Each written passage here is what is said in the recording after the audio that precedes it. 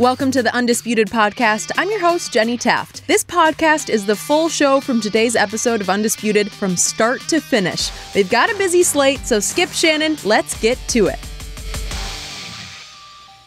Welcome to Undisputed. We are live from Los Angeles. I'm Jenny Taft here with Skip Bayless, Shannon Sharpe. Happy Friday. How are we doing, guys? Friday. Oh, Weezy came with that thing and Shannon did it right for you yesterday. Didn't it, Skip? That's true. He did. That was fun. He did. That was really fun. We'll talk about that a little later. Sure.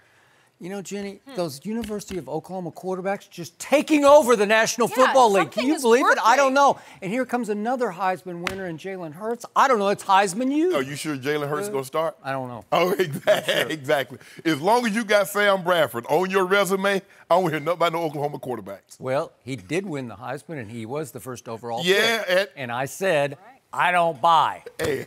Way to go. And he's Fragile Freddy. Yep, that is true. Good start. We got a lot to get to on today's show. Are the Patriots already preparing for life after Tom Brady? Could it be some bad news for Skip's Cowboys? We will get to that. But we start with, as you said, Kyler Murray. He headlined a night of preseason rookie quarterback debuts, and the Heisman winner didn't disappoint. Kyler went 6 for 7 for 44 yards in his only series. The #1 overall pick looked right at home in Cliff Kingsbury's offense. And after the game, Kyler was a little hard on himself.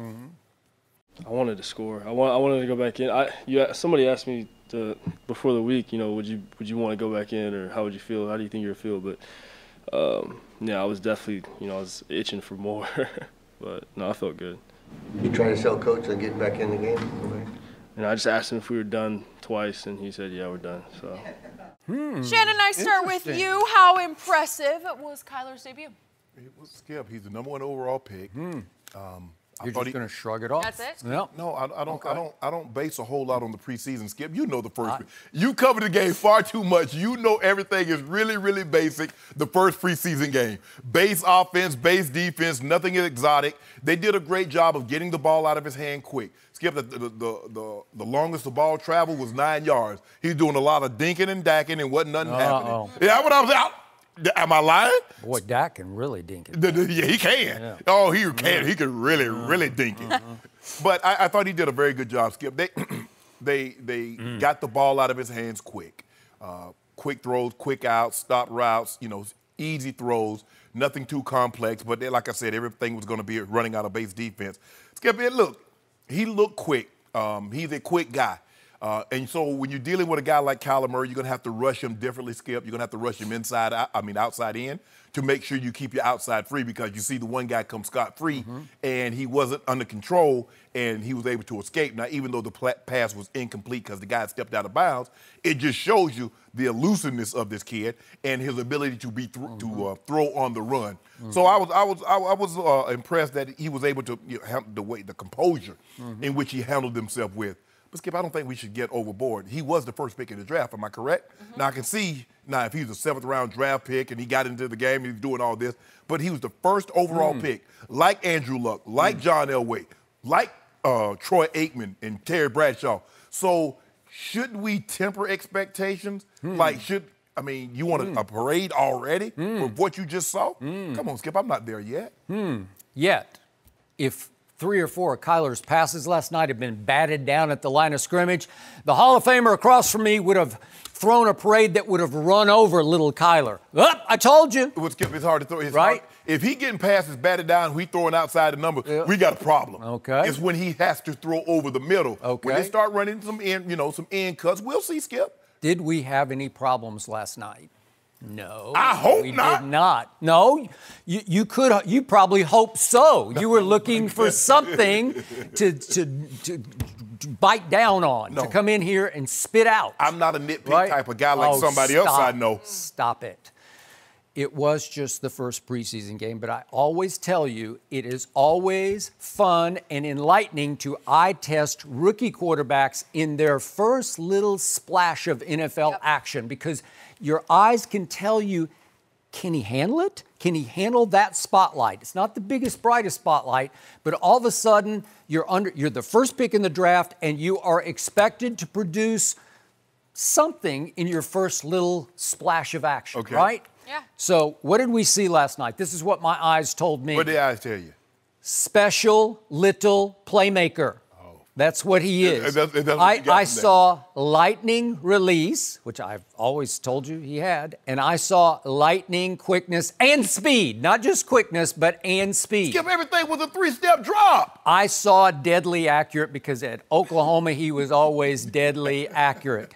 And I saw shockingly strong arm for the little size because I sometimes wonder how the ball explodes out of his hand with such velocity from such a little man. But remember, the Oakland A's thought he was going to be a Gold Glove center fielder with a big arm. Yeah. Okay? Okay. So what else did we see? We saw supreme calm and confidence to the point of what I call athletic arrogance. Is that moment too big for him? No, it's just a preseason game to him. And he stepped right on the field like he owned the football field, like he was the best player on the field. And again, are there backups all? Yes, gotcha. But what did your eyes tell you that this is never going to be too big for Kyler Murray? And so what happens right away? He gets backed up. This is not the optimal starting point for a rookie quarterback in his first action. They get pushed back into jail at their 2-yard line. And you know and I know that can be a little dicey. Yeah. It can play with your head a little bit. You might get a little arch conservative and a little tentative in your throws. But right away, he first faces 3rd and 3 from the 9. And he got a little option route to a kid named Trent Sherfield. Oh, he's wait. He's from Vanderbilt University because Vanderbilt is taking over the NFL and MLB and in the NBA. They're everywhere. Well, hold on. Don't miss a beat. Yeah. Can I ask you? I just want to know one thing. Trent Sherfield, remember the name? Okay. He had 4 big catches last night. Let me just, and I'm going to let you continue. If all these influx of Vanderbilt players are taking over the NFL, why can't you do better than the SEC? We do okay. We win our 4, 5, 6 games here and there. We do okay. It wouldn't be good enough if you were talking about the Cowboys. Our academic standards are so high. We don't have enough depth to fight Alabama or Georgia or Tennessee or Florida some years, but usually we're real good against our arch rival Tennessee. Okay, back to the basics here. So then after the game, Kyler spoke more than I can ever remember him speaking because Jenny Taft interviewed Kyler. I don't remember many interviews with Kyler Murray. In fact, he was kind of the number 2 of college football, as in that guy who used to be in Toronto and came to the Clippers, shockingly, and stiffed the Lakers. That guy started talking only during last year's playoffs. And all of a sudden, Kyler is now a professional football player. And after the game, he just opened up. And he talked about how he was born with the self-preservation gene. He's just got it. And he tried to explain it. It's instinctual, but it's about leverage. I leverage myself out of precarious predicaments where I know when to go here and go there. Kingsbury talked about it. It said he's been little his whole life, so he knows how to find the soft spot and get down. He even got sacked on the final play because the protection just broke down on both sides. You'll get a lot of that. He's going to get a lot of that. I would agree with you. But what did he do? Did he just go sitting duck? I give myself up for dead. He dived forward and let them go cartoonish run into each other, right? Where he didn't take any of the licks from either side. Right. Okay? So he's got all that going for him. And then finally, I got 2 other quick points, and I think I'll just read my tweet. This is what I tweeted. What did you tweet? Yes. I said, if we could show this, please, disappointed in Kingsbury for not letting Kyler play at least 1 more series. I realize the offensive line is pretty awful, but the kid just needs reps. The more he gets in these preseason games, the better he'll be in week 1, and he can be very good very quickly. He should have played 3 or 4 series last night. No. Yes. No, you don't want to expose him like that. He's going to be a rookie starting quarterback. Yes. So what did Kyler say? He took issue. He said, I was itching to get back in. And twice he went up to Cliff Kingsbury, his rookie head coach that you don't have a lot of respect for because he didn't earn it at Texas Tech. Yeah, and Kyler's like, I'm done? He asked him twice, I'm done? Yep, you're done. So they do play the Raiders at home a week from. No, that ain't how he asked him. He's like, I'm done. I'm done. Yeah, I'm done, right? Okay. Skip tried to make it feel like he was asking, I want to get back. Am I done? Huh. No, you could sense that he wanted to be out there from his quotes. They were very telling. Shannon Sharpe, you got to let this kid play. Just let him play. Skip, he's going to get up. I'm going to knock on wood for him, but he went through last year, and I never saw him in a dangerous spot where he took a shot where I said, ooh, I don't know if he can get up from that one. Right. So why not just let him figure it out? Skip, you got 4 preseason games. He'll play more the second one. He'll probably play to the half the third one, maybe even a snap, even a series into the third quarter. But you had seen enough, Skip. In a situation like this, I remember when playing with Mike in Denver, Skip, he would say, okay, we're going to play 10 plays. You got 10 reps, guys. Now, if we look really good in 4 or 5 reps, we were done. Okay. But if he said we're going to play 20 reps and we look like crap, we're going to play 30 reps. So it was all contingent. He got a couple of first downs. Cliff Kingsbury had seen enough. Kid, you're done.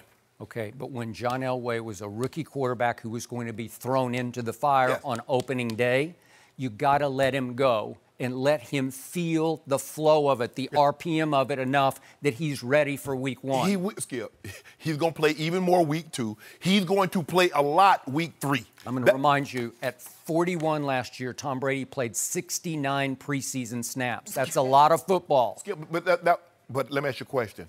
That was the first time probably in Tom Brady's career outside of his rookie season that he played that many snaps. Now, I don't want to get into what Coach Belichick was thinking or anything like that, but I just believe because he ended on a positive note, you'd like to see him go down in Kyler mentally, get last points. Quick point. Kyler volunteered after the game, this really stunned me, that he has issues with post-game fraternizing between teams at midfield because they don't do that in college football. I don't know why, they just don't. They do it in the NFL. Right. It has long been long-standing like tradition. it's not a rule or a must. It just a lot happens. of guys, a lot of guys skip. They pray at midfield. Okay. You know, I mean, now, see that's a whole nother thing. Yeah. But I'm talking about just mingling at midfield. The coaches shake hands, Right. and then you see various players who played together maybe in college. That's a new school thing. Okay. Because you remember the old school coaches, they just point. Okay. I remember Coach Reeves. Yep. He would just point and go to the locker room. I loved it that Kyler said this because he's like, I'm not. Oh, my goodness. Dude, he ain't changing anything, Skip. They've been doing this before Kyler Murray. There you go with that. Then maybe he doesn't have to participate. Don't worry about it. They'll break him of that habit. No, they might not can stop him from talking He's like going to this. be humbled, and he's going to, like, crawl across midfield and say, thank you for allowing me to finish this game. So in other words, Kyler Murray. Now, we see Tom Brady go across and shake the opposing quarterback's hand. Guys, we've seen Peyton Manning, all the best of the best. But a 5'6" guy, all of a sudden, is going to change the dynamic of the NFL. I don't like the fraternizing. Man, get up out of here. Attitude. It's new to him. Chip on shoulder. Just, first Skip. little taste there. So let me ask you a question. First little taste there. So let me ask you a question. So this is the first time that they've done this? Now, Skip, who? In college. So when was the first year that college players didn't cross the midfield to shake hands? I mean, I don't think they've ever done it. Exactly. Yeah. So how long they been doing this in the NFL? 100 years. And so now one guy's going to come in because, I'm not used to. There's a lot of things you're not used to. Well, he had the guts to say it. Yeah. We're going to slowly learn more and more about him as he continues to You ought talk to be with ashamed time of learning. yourself. I can talk about Kyler all day. No mercy. Summertime is here, and while you may be breaking out that baseball cap for a day at the beach or the ballpark, if you're wearing it to hide thinning hair, you may not have to anymore. Thanks to science, baldness can be optional. Hims connects you with real doctors and medical-grade solutions to treat hair loss. No waiting room, no awkward in-person doctor visits. Save hours by going to 4hims.com. And products are shipped directly to your door. Order now. Undisputed listeners get a trial month of Hims for just $5 today, right now, while supplies last. See website for full details and safety information. This would cost hundreds if you went to the doctor or pharmacy. Go to 4hims.com/undisputed. That's FORHIMS.com/undisputed. 4hims.com/undisputed. No mercy. We got to switch gears to another highly anticipated debut. Daniel Jones of the Giants, the Duke rookie, went 5 for 5 for 67 yards in his only series against the Jets last night, capped by a touchdown pass to Benny Fowler. Meanwhile, Eli Manning went 3 and out in his only series, and when asked about a possible quarterback controversy after the game, head coach Pat Shurmur told everyone to, quote, slow your roll. Shannon, how impressive was Daniel Jones? Again, Skip, They kept it very, very simple. Quick throws. You know you're going to get basically 2 coverages. You're getting single high or you're getting cover 2. That's it. And I would be concerned if a quarterback did struggle when he's going against basic coverage. And that was the thing that got coaches upset. They're like, son, it's not going to get any easier than this. It only gets more difficult. Now you're going to start seeing the coverages where they get exotic. Maybe you see the brackets. Maybe you see the lock, the combo coverages. You're not going to get any of that in the first preseason game, Skip, because you're playing a lot of guys that's probably not going to make your final roster. So you want to keep it as basic as possible. I thought they did a great job in both situations with Kyler and Daniel Jones. The ball got out quick. But you're throwing against single coverage, you're throwing against cover 2. So it's those are very, very simple reads. 1, 2, 3, okay, ball's coming out. And that's what you did. Nobody stood back there and patted the football. So I don't want to get like, oh my God, did you see Daniel Jones? And I think why people are like loving Daniel Jones so much because everybody was so outspoken that the Giants took him with the 6th pick overall when everybody thought he could possibly be there at the 17th pick. And so now he looks somewhat decent. Everybody's like, yeah, everybody gonna be eating crow. Oh, slow down.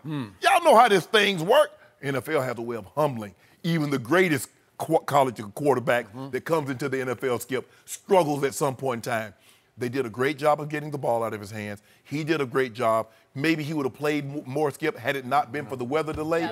But I thought he did a good job, like Kyler, getting the ball out of his hands and moving forward. But I'm not putting hope like, oh, okay, there it is. That's him. He gonna be the next. He about to take over New York. Stop it.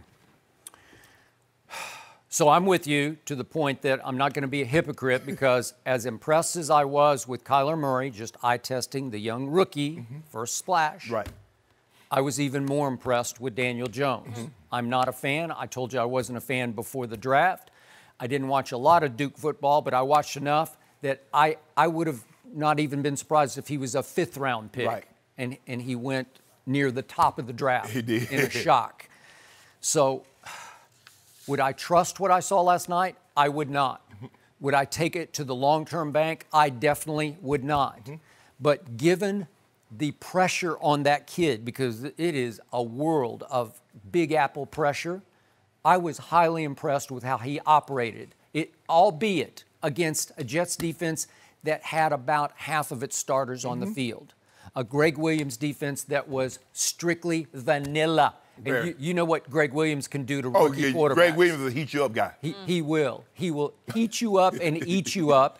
And it was just fortunate for Daniel Jones that he happened to be in the right place at the right time with all Giants starters around him. I know their receiving corps is beat up. Now, if he had done, Skip, if this had been game 3 and he had done this, when everybody's going to be, you're going to have your best offense, they're going to have their best defense, they're going to get exotic because game 3, Skip, is all about preparation for week 1. So, bizarrely, the Giants started Eli for one bad series that came and went, 3 and out. Oh, kind of like it ended last year. Yeah. And I realize Giants fans are starving for a young, live-armed quarterback who will renew some hope in Manhattan and surrounding area in New Jersey. But the point is that they started Eli just to remind everybody he's still our starting quarterback. Correct. And even at 38, we're going to go forward with Eli, not to put too much pressure on Daniel Jones. So they bring in Daniel Jones for this second series of the game just to keep the pecking order. But then, of course, Shermer could not, he couldn't contain himself after the game because, as he did say, slow your roll on this, but he said, he looked pretty good, didn't he? We sort of knew that when we picked him. Well, that's kind of an arrogant thing to say. Oh, you sort of knew it. Okay, I want that, Shermer. Now, I want that same energy. When you put play his butt and he throw 3 picks, I want you to have that same energy. I want you to say that, but we knew that when we picked him. Skip, if you watch his throw, watch what he does. Speed out to Benny Fowler at the bottom. Everything's coming out quick. Even the touchdown to Benny Fowler is covered 2. The corner doesn't sink enough. The safety is slow getting over the top. He made a great throw, Skip. He did. But that was a 3rd down. Yes, but you look, does it get any basic than single high and cover 2? Those are the first two defenses they put in. Okay. Is it possible some of those Jets might not even make the roster? Yes, absolutely. Very possible. So in the end, I was very impressed because the kid, it seems like a really good kid who's handling himself very well. And he handled the spotlight very well last night.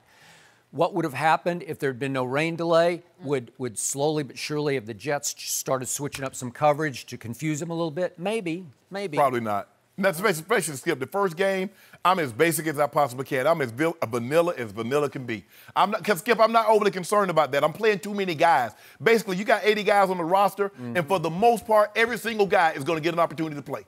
And so I can't get all into that, okay, oh, he's looking too good. Let me go heat him up. No. Let me go roll some coverages. Let me. I don't know. Greg Williams he's just so, he's got that chip on his shoulder. Yeah. After a while, he might have just said, okay, watch this. He's not going to hit. But when look, if you follow the NFL, you know what Greg Williams. Greg Williams blitzed Peyton Manning in the Super Bowl on 3rd down. That's what he did. And he tricked him. Yep. He got a pick six. He got a pick six out of it. So I know what he'll do to a rookie quarterback if this was a meaningful game. Check back with him in game. I tell you what, follow the Giants follow the Jets in game 3 and watch the different defense schematically compared to game 1, and you'll see what Greg Williams is about. Greg Williams also once put it on Brett Favre. Oh yeah. There's some bounties involved, but it was the worst beating that Brett Favre ever took in a football game. Yes. So we'll see. We'll see. It was a start for Jones. Giants face the Bears next Friday, so perhaps we'll get a little more preview. But either way, it's a good start for these rookies. It was a great start, but man, a small start. I mean, the way the Giants color team was talking, I was like, oh my goodness. Boy, they done stumbled on Peyton Manning. Either way, we got to move on from the rookie quarterbacks to the veteran. Would Robert Kraft really trade Tom Brady? Is that possible? We'll discuss next. Don't forget, you can check us out every day on the Fox Sports channel on SiriusXM. We'll be right back. No mercy. The Patriots took the field for the first time since winning the Super Bowl last night, but Tom Brady did not play. That allowed rookie Jarrett Stidham to make his case as the quarterback of the future in Foxborough. Meanwhile, Patriots insider Tom Curran speculated that the team could actually look to trade the 42-year-old Brady next offseason. He said that Belichick probably looks at Brady as an expiring asset and adds, quote, Robert Kraft will be able to put his heart aside and make decisions with his head. Everything is on the table right now. Shannon, could you really see the Patriots moving on from Tom Brady? I could, because Coach Belichick tried to do this a couple of years ago. So they say that, I've never been married, Skip, but they say once you get divorced, it's a lot easier to get divorced the second, third, or fourth time. Once you've tried to move on from a player, it makes it a lot easier to do it again. Even the great Tom Brady, he knows that Coach Belichick tried to move on without him. And then what happened? Skip. Who vetoed that? Skip, Who's in charge? Skip, who has final say? The buck stops on. Hold on, Skip. Hold on, Jenny. Can you read the question again? Could you actually see the Patriots moving on? Okay, that was a question. No. It wasn't your turn. No, I'm asking you. You're not Jenny. You're not. I thought she was asking me. You're next. Yeah. I will ask again. I could, because they've already tried to do it once. Well, Coach Belichick tried to. And I believe, it's no belief, Tom Brady won the first round. Yes. I do not believe he will win the second round. Coach Belichick, this is what we know about Coach Belichick. He treats guys kind of like college. Basically, you're on a 4 or 5 year plan. And if Coach Belichick, see, and you always say this, well, what's he going to do? They've already paid him for that. See, you want them to keep Tom Brady based on what he's done.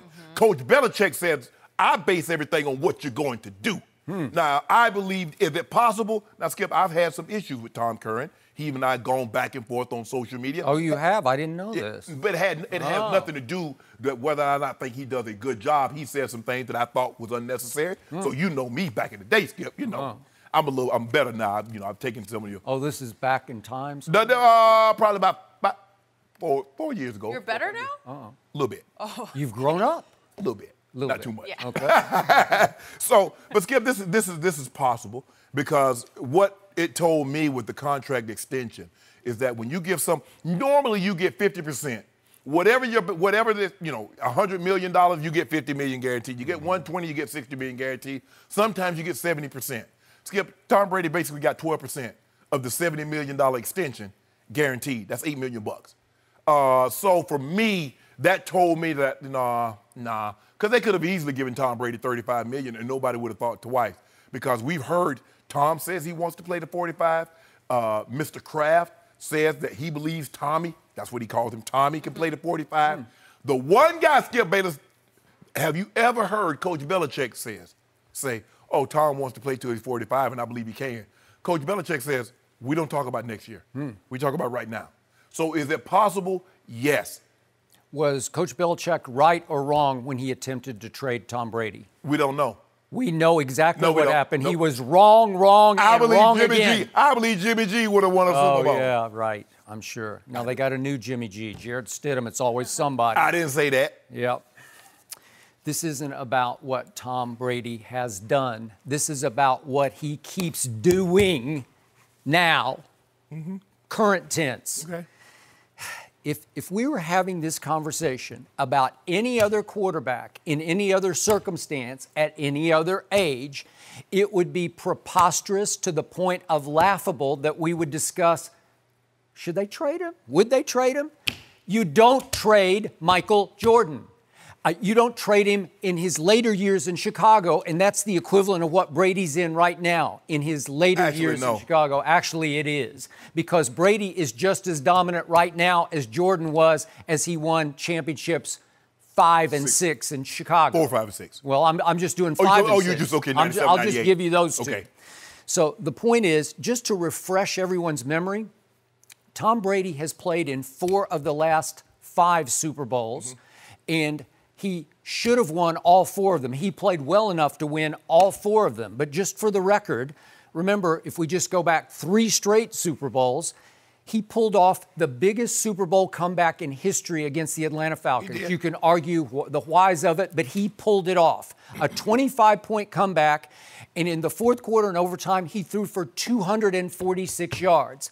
Then we go to the next year, and all he did was set the all-time playoff record for passing yards, and it just happened to be in the Super Bowl. 505 yards, and he put up 33 points, and it was not enough because Nick Foles put 40 on Belichick. And then we go to last year, and again, Wade Phillips has been his nemesis throughout his career. He's made it very hard, as did Rex Ryan, on Tom Brady. But all Brady did with the game on the line, mid-fourth quarter, 0-0, was go 4 for 4 for 67 yards, and lead them to the game-winning touchdown. So that's 3 straight Super Bowls that he well could have won, and we're talking about trading Tom Brady. Have you seen any decline in Tom Brady? None. You see what you did? None. You see what you did? I didn't do anything. Yes, you did. I just ended your argument. That's all I did. All you did was highlight the fourth quarter. Coach Belichick said, I saw the entire game, and you had a 26 QBR. He said, I saw the first 3 quarters of the Atlanta game. I saw Tennessee. I saw Detroit. But you don't want to talk about that. Did you see the Chargers game, or maybe he took that Sunday off? Oh, not the Chargers. See, but okay. Maybe no days off is actually 1 day off. Maybe it was the Chargers game. Why don't you? He missed it. So why don't you say for the entirety of the game against the Falcons? Yes, he led a comeback, but what happened the first 3 quarters? What about overtime at Kansas City? You don't think that was hard? What about those 2 interceptions? Coach Skip, you know how Coach Belichick believes. That is his system. You know that. I know that. That's why he feels that he can get guys, a Kyle Van Noy. He says, I don't need to draft a linebacker in the first round. I can take a Kyle Van Noy. I can take a Mike Vrabel. I can take these guys and fit them into my system because they're smart, and I can win with them. He believed the same thing with his offense. Tom Brady is seething, not because he believes Jason Stidham is better than he is. Jarrett Stidham, Skip. He just says, that guy is getting an opportunity, the same opportunity that I got to replace Drew Bledsoe. The same, and so that's what drives these quarterbacks crazy, Skip. That's why they don't want to give up snaps, because all you do is expose yourself for a guy showing something that he wouldn't be able to show if you were under center. Now, the question was, could I see it happening? Yes, there's a reason why, Skip, they put this contract together the way they did. Because they don't want to be married at the end of the year. Now, they might renew their vows, but at the end of the year, Skip Bayless, you know, and for the meantime, you know, hey, you sleep upstairs, I sleep downstairs. Okay. So Tom Curran is concluding here that when push comes to shove, that Robert Kraft will put his heart aside and make decisions with his head. I do not disagree with that. But the first thing he's going to have to see is Tom Brady hitting the wall. The first thing he's going to have to see is Father Time putting his arm around Tom and saying, it's time to go home. And we have not seen remotely any evidence of that yet. Did he have some off games? Everybody has off games last year. I can show you every quarterback had some down games. My homeboy didn't. Oh, stop it. My homeboy did not. It's the Rams, he was a turnover machine. The man had almost 500 yards. Okay, but how many times did he turn over? 4 times in that game? 5 times? But who's counting? Yeah, who's counting? Like you tell me who's counting. Thank you. Who is counting? So the point is, Robert Kraft will sit back with his son Jonathan, and they just watch it unfold. But they're going into the year as the Super Bowl favorite. Las Vegas is seeing no decline in number 12. They're saying they're still favored. Is that just because of Bill Belichick and his defense? I think not. It's because of Tom Brady. No. Because Vegas fears Tom Brady as much as you should. Let me ask you a question. Let's just say, for the sake of argument, Tom Brady is not there. Where would the Patriots be outside of the top 5 of being favored for the Super Bowl? Who's the quarterback? It doesn't matter. I'm saying Tom Brady's. Do you want to do Jarrett Stidham? Jarrett Stidham, okay. or whomever. I don't think they could make the playoffs with Jarrett. Want to bet? You out your mind. Jarrett Stidham, if you threw him in game 1 and said, figure it out. Do you see that in the NFC? There's no way. They would not make the playoffs. They're the AFC East. They're going to win the division. Sam Darnold looked pretty good last night. Oh, so now you Sam Darnold, huh? They would all, you know what, it'd be like, no more Kevin Durant. It'd be like, uh-oh, we got this. New England's winning that division with or without Tom Brady, so therefore they're going to make the playoffs. I would give Buffalo a shot to win the division without Tom Brady, when Jarrett Stidham. With a 25-year-old Thurman Thomas coming back? Yeah. And Jim Kelly? Well, I just think they got talent. They got Cole Beasley. He's not bad. See, there you go. Okay, well, I'm just telling you. He's not bad. Oh, but you said you were glad Dallas gave up on Cole Beasley. Well, they upgraded because they got Randall Cobb. Oh, they upgraded. But hold on. How do you upgrade if a guy's good? Huh? Well, he's put up some numbers. Yeah. He's had some good years. So, again, I'm okay, but whatever. Back to the issue question at hand. Look, another Tom Curran is that all 3 of these guys are now, Brady, Belichick, Kraft, they're all eyeing each other warily as they go about their business with a smile. It's a good line, and maybe some truth to that. But Tom Brady is loving this because this is what he needs. This is what he thrives on. I tried to explain this to you the other day. He doesn't want to get paid like he should get paid. If you don't mind He's fine with the motivation to have the 6th-round draft pick chip on shoulder. Okay, let me ask you this. If he was fine with this, why would he go upstairs to have Mr. Kraft to overrule it? Why not just play with that chip on your shoulder and let the chips fall where they may? What are you talking about? When he went upstairs. This is his team. He built this. No, he didn't. Not the coach. No, the quarterback built this. What player did I told you, this? I'm giving you 75% of the credit, and I believe Kraft gives him 75%. I don't believe so. And Kraft, well, who decide with? If he gave Belichick 75%, he would have said, you know what, you're right. Yeah, I've never doubted you on any football decision. Cut him loose. I just told you, Skip. I said he won the 1st round. I do not believe he'll win the 2nd round. When is the 2nd round? Now? After this year. After this year? After this year. Okay, so what? He's going to get traded? But hold on. The question was, could you see it happening? I said yes. And I also said, Skip, Bayless. Okay, let's just do the hypothetical. What if Tom Brady once again leads them to the Super Bowl, whether they win or lose? It ain't happening. I can't see that. Okay? I can't even do hypothetical. Well, you just told me they're going to win the division. Okay. Right? Yeah. Okay. Well, if they win the division, they'll probably pile up enough wins to have home field, maybe throughout the playoffs. That won't happen. You don't think so? But anyway, go ahead, make your point. Okay. Well, then they're going to go away. However many home games they have, they're not going to lose at home. There's no more Ray Lewis, right?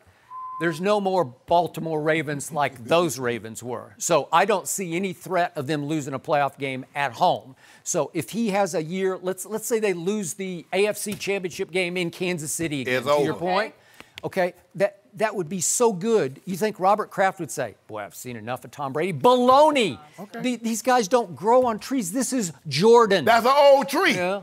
That's an old tree. Yeah. It is going. Shannon, you're going. Skip Bayless. Coach Belichick looks at it like this: you are not going to die on the vine on my time. That's how he looks at it. You know that. I know that. Even the great Skip. No, here's what I know.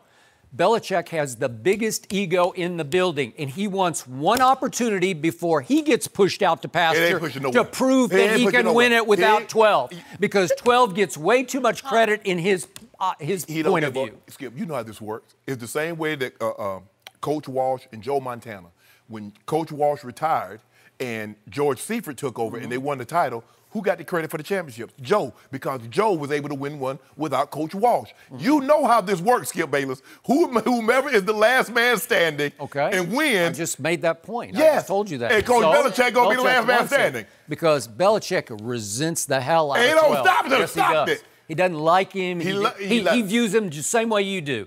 Nope. He's lame. He's cliche. Nope. He's Coach, phony. No, that's not how he views him. He views Tom Brady, even with 6 Super Bowls, the same way he views Kyle Van Noy, the same way he views I'll buy that. Cog. He's just a cog. And therefore, Skip, the reason why Coach Belichick keeps all players at a distance is the same reason they say in the military you're not allowed to fraternize with subordinates. It makes it very, very difficult when tough decisions come. You remember, Skip Bayless, what God had to do to David. He had to punish him for what he did with Bathsheba, huh? You remember, Skip? Okay, we both read that story.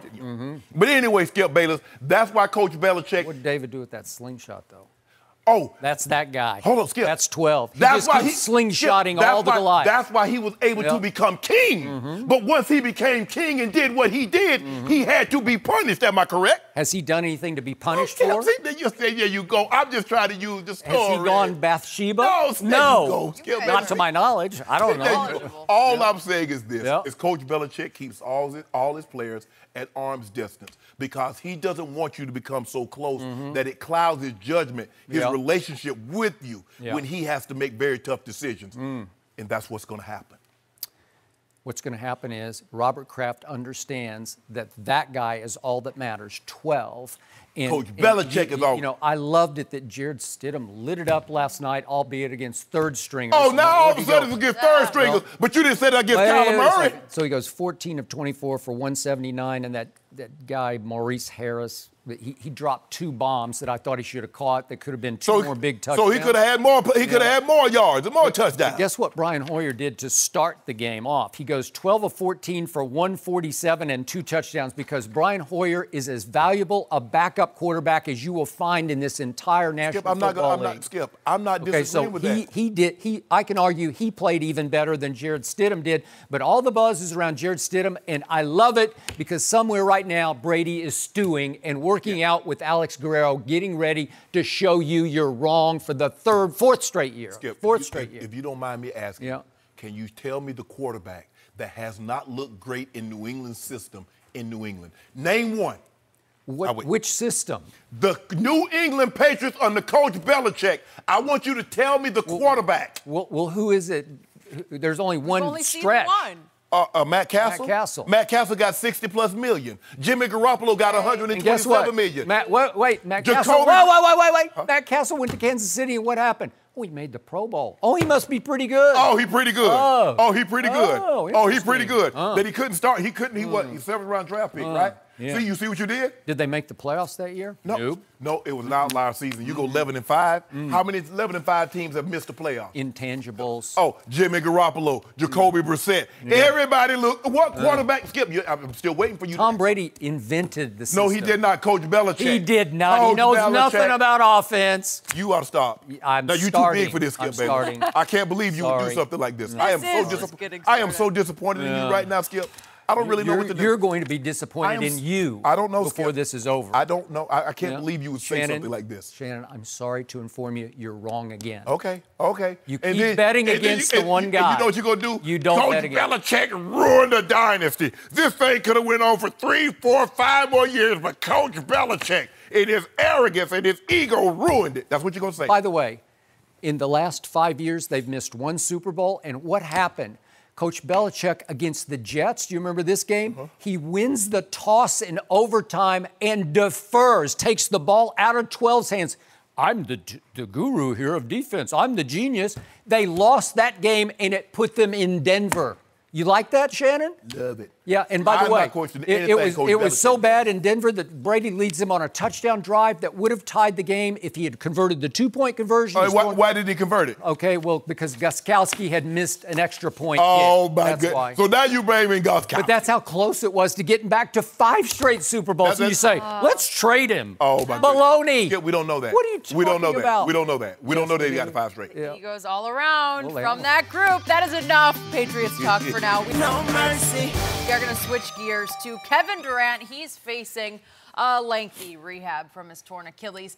The head of sports medicine at Johns Hopkins told SNY he doubts the superstar will ever be able to recover 100% as he joins the Nets. But a change of scenery may be good for KD. According to our friend Chris Haynes, Durant felt isolated in the Warriors locker room last year and even stopped talking to his teammates during the season.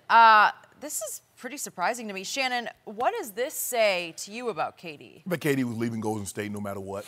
KD had made his mind up, Skip, that no matter what he had done, KD hit 2 of the biggest shots in Golden State franchise history. And still, he was not as popular in the Bay as Steph Curry. He won the 2 Finals MVP over what many thought was the best player in the NBA, LeBron James' Cavaliers team. And still, he was not thought of universally as the best player in the NBA. So he had come to the conclusion, no matter what I do, I'm not going to get the praise. I'm not going to get the adulation and the correct credit that I deserve here in the Bay. Therein lies Skip Bayless, and KD has made it abundantly clear. He ain't into that leadership thing. He wants to play basketball. Skip, that's why he can go there. That's why he can go to Golden State. And that's why a lot of people at OKC thought Russ was the leader. Because Russ was the out front guy, Skip. All he wants to do is play basketball. It's hard for a guy that talented says, I don't care, whatever. Just do what y'all want to do. But you can do that, Skip, when you have 2 great players great players, Draymond, Steph, and Clay. So if you being great, I can fall back and ride this thing out because I got 3 other players that's been all-stars, that's been all-NBA, a defensive player of the year in Draymond. You can do that. You see, KD, remember we talked about this early in the year, Skip, and how he came out. Man, that's crazy. No, it's not. No, it's not. I mean, Skip, it's not normal. You see, all the things that you criticize LeBron, you ever heard LeBron go? Even when he became a free agent and left Cleveland to go to Miami, did he stop talking to his teammates? When he became a free agent in Miami and was going back to Cleveland, did he stop talking to teammates? When he was a free agent in Cleveland and left and went to the Lakers, do you hear that kind of stuff? But everybody talks about the noise that's around LeBron. David West says something. Well, Kevin talked about the noise because he said it was toxic. Well, we couldn't get no noise around KD because he wouldn't talk to anybody. So you can't create noise if you ain't saying anything. If you don't bang on the drum is silent. That's neither here nor there. But Skip Bayless, after that second championship, David West says something. He says, guys, you don't know what was going on in this locker room. He did. And what did he talk about? Because he didn't expand on it. They're like, what is he talking about? Now we're starting to see, Skip, what he was actually talking about. Yep. Because what's brewing, Skip, we know KD is thin-skinned. We know he hears everything. And I don't care what he says.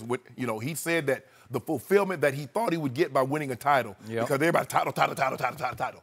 He won that, and he still wasn't fulfilled. He hit big shot after big shot after big shot, and he still couldn't surpass Steph Curry. Don't let KD tell you that didn't bother him. And for 1 second, if you think, Skip, if I'm at FS1, I'm on this show because of that man right there. That right there, Skip Bayless, he brought me here. Now, I'm here. We working great. We doing big things together. And Skip telling me, man, you a B. You think we gonna be okay? I don't think so. We're not gonna be okay. I think one of us is leaving. Exactly. Exactly. Skip, I hate to tell you, you know what, Skip? You've been too good to me. I'm gonna say, Skip, I'm gonna have to go on and sit this one out. No. I'm gonna go on and sit. I ain't gonna about you, Skip. I would lose respect for you if you did that. Oh, you want me to do? Oh, well, okay. Well, you just got to go. I got. But I got. I want to see that happen. but that's what happens. Skip. It did. That's it what happened. The You called me crying. I should have played that recording because I taped it because you crying in a towel. That is true. And then you're going to get here in a pressurized moment. Skip, I remember kids, drunks, and angry people would generally tell you the truth. Draymond was angry that Kevin Durant wanted him to give me the ball. Draymond like, I can run the point too, bro. I can handle this. You a B. You always been a B. Everybody knew you were a B. And we know you want to, I'm paraphrasing, we know you want to leave, so just leave. Right? We won without you. Leave. That was the end of Kevin Durant and Golden State, or the beginning of the end. Yes. Obviously. Well, that was the official moment that it ended, but I believe Kevin Durant had made his mind up coming into the season. Because remember Bob Myers, what he said on that stage, Skip. He got a little alcohol in it. Maybe that was. He got a little alcohol in it, Skip. No. You're right. Steph Curry earned it. No, you can't. We ain't gonna pay you anything. Steph earned it. Yep. Oh. You know, so now we know officially why Kevin left Golden State without ceremony or fanfare or gratitude or thank you, but I gotta go. Right. There was none of that. Nope. It was cold, silent and cold, gone. And he won't really talk about it, except now he tried to clear the air with Chris Haynes by saying, no, I didn't have any issue with them over playing or not playing. Yeah. So, look, I'm going to say this again about Kevin Durant. He is the thinnest skinned athlete I have ever closely observed. Great athlete. Great athlete. Great. That's what so I'm talking about superstar. Yeah, superstar. And I try to love Kevin because you know how I feel about him, best player on the planet. But at some points it's hard to get your arm completely around him because he brings some, if not a lot of this on himself because he's also hard to get along with. He's difficult. And I took his side versus Russell all those years in Oklahoma City, all the way to the bitter end. A lot of people didn't see it coming. I saw it coming 3 years before that. And I defended him for going to Golden State, joining forces with the team. They had down 3-1, blah, blah, blah. And he took a terrible social media beating over this, and he stood up to it and lived up to it and hit those shots you talked about in NBA Finals games 3 and 2 game threes at LeBron's house. Yep. But he just makes it hard on himself because he takes everything so to heart on social media. Every little word about him from every littlest person, he takes it to heart and he wants to lash back at it. And once he went into his shell last year, Chris Haynes also reported that team officials had to tell him, we need you to liven up your disposition. Right. Because he gets hard to live with. Right. And what do I call him? Kevin Durant, because he do rant Go, occasionally. yeah. He just goes off on the media, on whatever issue it is of the moment. And it became so telling that someone in the team went to him because they didn't see this in the previous 2 years, Skip. This is so there's a pattern of behavior that they say when some things start to go, you should notice it. Like, okay, there were things that were happening that went unnoticed. No, they're like, hold on, wait a minute, KD. You're not yourself. What's going on? Is everything okay? Is there something we can help you with? Yep. So as great as he is as a basketball player, I tweeted moments after he shockingly announced that he was signing with Brooklyn. My tweet was, how long will it be before Kevin Durant is unhappy with the Nets? Because it just seems like a recurring pattern where he just gets unhappy. It's never quite right for him. I hope he's found nirvana in Brooklyn. Well, he's going to have to be happy with himself. He wasn't happy in OKC because I guess he wasn't winning or Russ was dominating the ball, whatever the case may be. So he gets championships. He hit the big shot. He's not the only reason, but he's one of the big reasons that they're winning. And he's not happy with that. And he makes a decision. But now that you think about it, Skip, he seems very impulsive. So he might have made that decision. He might have. The day of. It's highly possible. But again, I don't believe it. But and that's the thing. Hopefully he can find peace with himself. Because until he does that, Skip, we're going to be in guess what, 2-3 years from now, he'll go somewhere else. That is correct. And a guy like that shouldn't go to 3. He shouldn't go to 3-14, Skip. That's fair. And hopefully he beats history and bounces back 100% from an Achilles reattachment surgery, because we just got to see some quotes here from the chief of sports medicine in the surgery division at Johns Hopkins, and they were really smart quotes because this surgeon gets what it requires to play superstar NBA basketball. Right. And his takeaway was, I would be very surprised if he is the same player. He's saying 95% of Kevin would be better than 95% of the other players. Yes. But he's not going to be the superstar dominant Kevin Durant, in his estimation, that we have seen and loved before. So I hope he's wrong for Kevin's sake, but he's saying that every little superstar movement is going to be affected by only 95% return on that Achilles. And the thing is, Skip, when you're a great player, the game of sports, basketball, baseball, is about a game of inches. And what happens as we start to age, Skip, we start to slow down just a tad. Just a tad. Yeah. So just If a he doesn't tad. have quite the lift. Or he can't get to that spot just quick enough before the guy beats him to the spot. Correct. That's the thing. Yeah, there's nothing wrong with his elbow. He's still going to be able to get to the shoot. No, I got it. And once he gets to that spot, but he will be a little slower because things change. But I just wanted to be happy. So because do I. he's as good a player as I've seen. Because there's nothing he can't do. He's as great a scorer as I've ever seen, just because he's 7 feet tall and he shoots it from up there. Yes. How do you stop that? We've never seen anybody that has that skill set at that height. Yep. Could Wilt score? Yeah, Wilt could score, but Wilt ain't had no handles. Wilt wouldn't shoot three wasn't even in back then. Dirk Nowitzki could shoot the ball like KD, but he couldn't put the ball on the floor and handle it like KD. No. And he definitely wasn't playing defense like KD. So we've never seen anything like him. Yep. It's a long time. I hadn't thought about this. A long time for him to be recovering from this injury and be in his own head. The guy who That's a good point, uses basketball as his outlet. Right. This is I think a long his time. own head is kind of hard to live with sometimes. Yeah, and social media, and we'll just have to see how this plays out as he continues to recover. Skip's Cowboys, well, they just took another big hit on defense. I'm out. Sorry to report it. That's it? No. Oh, no. No, he's going to stay for this one. How big of a hit, though? We'll tell you next. Big one. No mercy.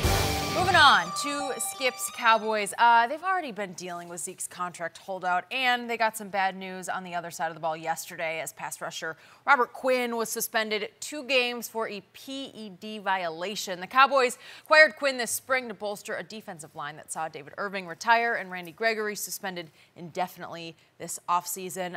Skip, I'd like your initial reaction to this news. Advantage Shannon Sharpe. Shannon Sharpe and his Philadelphia Eagles now sit in the catbird seat in the NFC East. I cannot tell a lie. This is not good. And my initial reaction, Jenny, was, why is it always a Cowboy? Why have my Cowboys for decades, Since the beginning, led the National Football League in law breaking and rule breaking and bad acting and suspensions? They lead the league year after year because it's always something. Yes. Why did they do it under Tom Landry? I used to call him God's coach. Yeah. And then Jimmy Johnson. And now Jason Garrett. The coaches change, but not the MO. Right. It's always something. I just sat back in my chair yesterday and I thought, now it's twice with Robert Quinn because I had the highest hopes. They were raving about him as the bookend defensive end to DeMarcus Lawrence. Yes. He got his money. He's the one guy who got his money. Yep.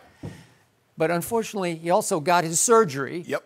So he's not recovered from shoulder surgery, and he might or might not be ready for week 1. And now Robert Quinn first breaks his hand, and they say, well, he's having surgery, but Stephen Jones says, we think he's going to still be ready for opening Sunday. But to your point, you're going to play with a big old cast on your hand, and it's not great because you can't grab. And then on top of that, he's now suspended for 2 games for something that you just have to know about. His agent is arguing, well, he had to take medication because he's had seizures before. Okay, God bless him. Skip. But there's some agent in some medicine that he was prescribed that is a boosting agent, masking agent, not boosting. It's a masking agent. Yes. You just have to know that. And if you do know that and you're ahead of the curve, you can ask for clearance on that, and maybe you get it. I don't know, maybe. Oh, absolutely. Skip, if he has seizures, he has a medical condition that requires him to take medicine. Yeah. Even if what's in said medicine is a masking agent, at least you've cleared it. Now, they're going to do their research also. They're not going to just take your word for it I'm taking this for this and this because, all that. No, they're not going to take your word for it. They're going to do their due diligence. But Skip Bayless, I'm not shocked because as the money increases, I'm going to be surprised we don't see more of this outside of the quarterback position. Really? Because let's just say he got $8 million. Let's just say for the sake of argument, he lose $1.5 million, maybe even $2 million. But that's $6 million more than he would have made had he been sitting on his couch. So I'm not surprised that we're starting to see more of this, Skip, because the numbers keep going up and up and up. But I'm also not surprised that this happened either, because this is the 5th straight year the Cowboys have had a defensive player suspended to start the season. Now, this puts you in a bind, Skip Bayless. DeMarcus Lawrence may or may not be ready for opening day. Randy Gregory, suspended indefinitely. David and still hasn't filed for reinstatement. Right. Yeah. With his drug problems. David Irvin. I had such high hopes. He's a monster. Yeah. He's like 6'8". He's unblockable, and he's no longer a Dallas Cowboy. You talking about David Irvin? Yes. Yeah, but he would rather smoke on his couch. Well, that's what he said. Fake and bake. Yes. You know, bake. And then, as opposed to play football and make millions. Okay. And then Randy Gregory is suspended indefinitely, and now you got Robert Quinn. Skip, the thing is that what you're banking on is that your offense will continue to grow, expand, because you have a new offensive coordinator, but your defense doesn't take a step back. Now, you remember, we have a great precursor to this. We saw the Jacksonville Jaguars, Skip, get to the AFC Championship game. Defense was outstanding. Yep. We said, man, the offense is going to be better. The defense is going to be better. And what happened? The defense took a step back and no playoffs. You can ill afford to take a step back, especially with old Zeke. With old Zeke, I don't know how you take a step back, Skip Bayless. I'll let you buy it right now. I'll let you buy it right now for 3 cases. There's 5 on the line. I'll let you buy it for 3 right now. You just let me off the hook? I'll let you off the hook for 3 cases right now. Really? Yep. Sorry. I don't backtrack. I don't moonwalk. I don't need to be let off any hooks. Okay. I'm hanging in because I made the bet and I'm standing by the bet. Okay, we'll do that. Thank you very much. Do that. But you know what's coming? Taco Sunday. Oh, my goodness. Taco Sunday. Taco, we need some IG posts on this. Work. It's Doesn't Taco work. Sunday. Taco Sunday. Taco Sunday. Jenny, you weren't Right? here. But when they drafted Taco Charlton, somebody was Taco gonna be doing it here. Taco gonna be making taco. Taco, he gonna be making taco. Did we see a lot of that, though? Have No. we seen that We've yet? seen No, flashes no, of we it. haven't. No, we haven't. We have seen No, we flashes. haven't. Little No, we haven't. tacos. No, we haven't. Yes, No, we haven't. No, we haven't. Yep, we The have. only time we hear anything Little mentioned about flashes. tacos is Taco Bell, and LeBron talks about Taco Tuesday. Taco Sunday. Is he still? Maybe it'll be Taco Monday. Hold on, time out, Skip. Taco Thursday. They were talking about he might not even make the roster. Well, he has to make the roster now for the simple fact no Irving, no Randy Gregory. The other guy, DeMarcus Lawrence, might miss time and now Robert Quinn suspended. So he's going to make the roster just because. But they were talking about if everybody was in place, him not even making the roster. Skip, he only has 4 career sacks. That's pretty good. So He hasn't one played very last much. season. He hasn't been on the field much. You do realize he was a first-round draft pick, That's right? like a sack per every 3 minutes played. Yeah. How are you defending that? He not. Yeah. He hasn't got because he doesn't. Hey, wait. I think he has 4 more in the preseason. Yeah. Right? They Because don't- that's when he really They don't flashes. equate to the regular They season. don't? Skip, that's a shame. Okay. You ought to be ashamed of yourself. So this drug that Robert Quinn was taking, probenecid.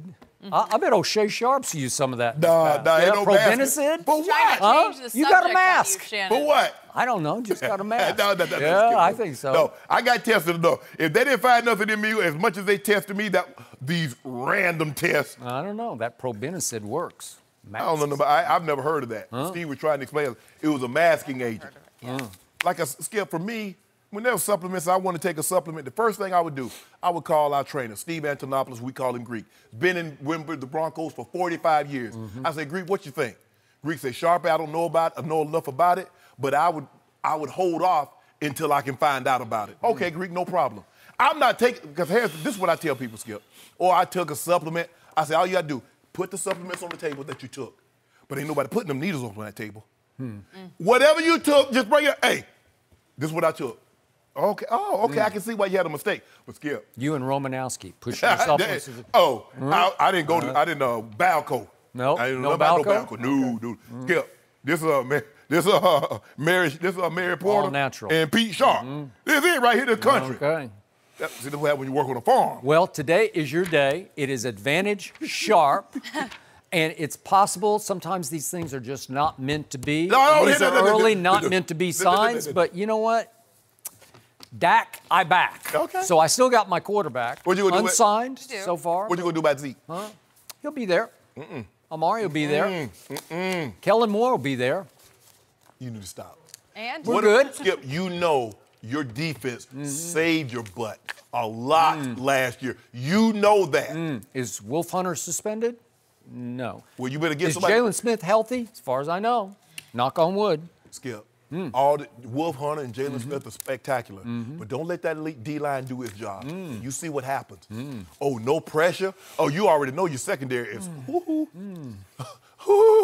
So now you can't get no quarter. Oh, Walker Two gonna be back there patting that thing. 1001, Really? 1002. You know what? Hey, Wait a second. I'm glad you brought that up because he no longer has a quality backup quarterback. Nate Sudfeld goes down, breaks his wrist last night. it's a left wrist. Uh-oh. Left That's wrist. trouble. Left. Now the pressure mounts Ain't no pressure. on walk it to him. Your guy got a broken hand. How you gonna play? I mean, how many one-handed people you see playing in the NFL? None. That's why you need both of them. So all that, he can play. No, he can't. Well, at least he's got 2 more weeks to heal his busted hand. Yeah. Skip, that's Okay. hurt. This hurt, doesn't it, Skip? Yep, it does for the moment. You said advantage Sharp. Well, You it is did for the it. moment, but You he did who it laughs today. last. Okay, you know Last what, fast. Skip? Also true. Because, look, I appreciate everything you've done for O'Shea Sharp. 2 cases right now. You Nope, go. I'm good. 2 Good? cases.